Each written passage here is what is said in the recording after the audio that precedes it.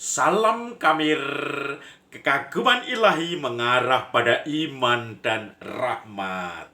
Itulah Kamir, saudara-saudari yang terkasih. Saya membawa rosario.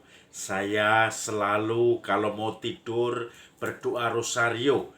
Memang ada yang mengkritik, mosok rosario hanya untuk penghantar tidur. Tetapi saya kadang-kadang berpikir, daripada pikiran saya kemana-mana sebelum tidur dan sulit tidur, saya terbantu dengan doa rosario sebelum tidur. Saya diajari oleh bapak ibu saya ketika kecil. Mereka kalau sudah pegang rosario, doanya kusuk dan tidak terlalu berisik. Hanya mengulang-ulang doa, Salam Maria, penuh rahmat, Tuhan sertamu. Terpujilah engkau di antara wanita, dan terpujilah buah tubuhmu Yesus. Santa Maria Bunda Allah, doakanlah kami yang berdosa ini, sekarang dan waktu kami mati. Amin. Tentu doa ini dalam konteks Allah Tritunggal, Allah Trinitas.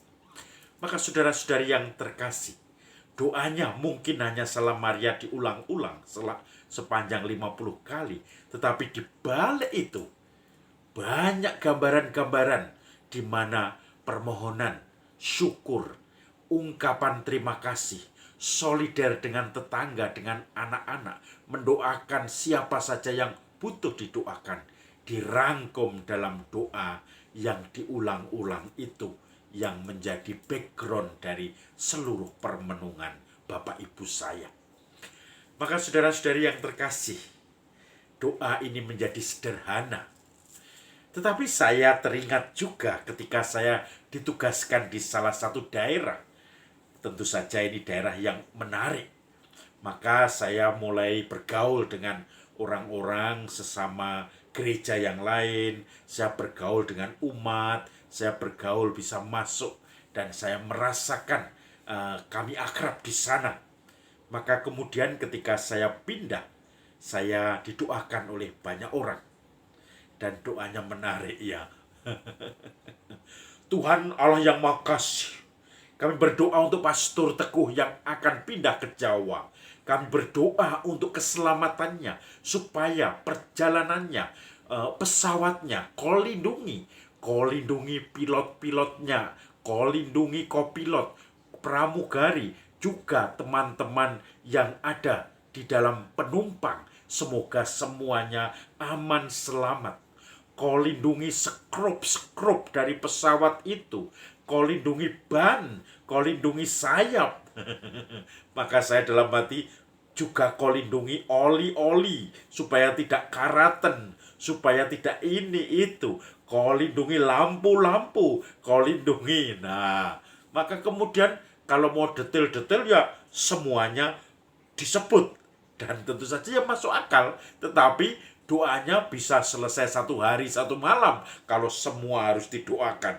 Belum orang-orangnya, petugas-petugasnya, siapa yang mau parkir, yang ketika turun, semuanya. Maka didoakan satu persatu. Kadang-kadang saya menjadi dalam hati tertawa ya. Dan kadang-kadang bahkan saya menggigit ujung jempol saya untuk menahan. Itu memang kebiasaan orang-orang di sana. Maka kemudian saya merasa, ya, saya semakin semangat, sudah didoakan komplit. Saudara-saudari yang terkasih, Injil hari ini, Yesus mengajar di bukit. Dan Yesus pun mengatakan, kalau kamu berdoa, janganlah bertele-tele. Karena Tuhan sudah tahu apa yang kamu minta, kebutuhanmu, sebelum kamu memintanya. Karena Tuhan itu Maha Tahu. Maka kalau kamu berdoa, sederhana, sampaikan saja, Bapa, datang, Bapa kami yang di surga, datanglah kerajaanmu. Datanglah kerajaanmu, jadilah kehendakmu, di bumi seperti di surga. Berilah kami makanan secukupnya setiap hari.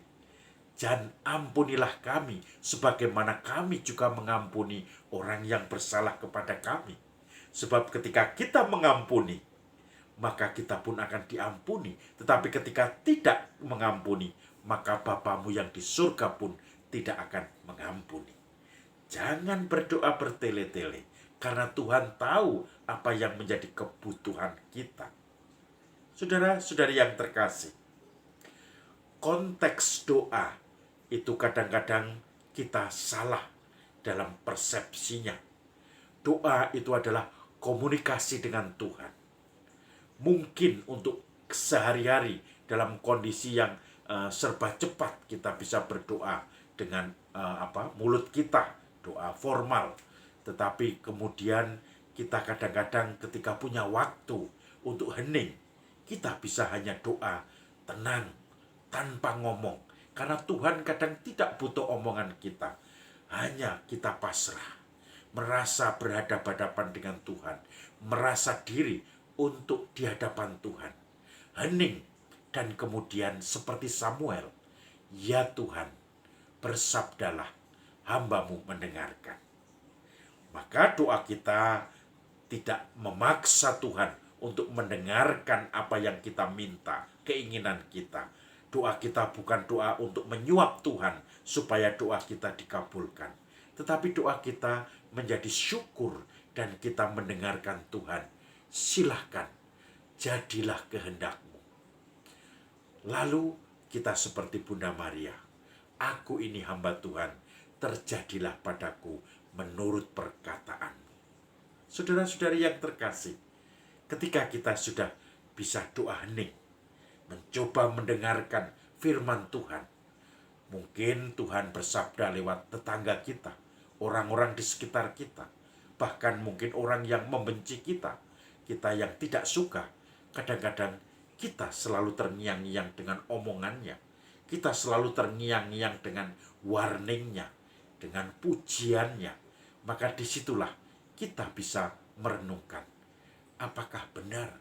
Kenapa sabda ini terngiang-ngiang?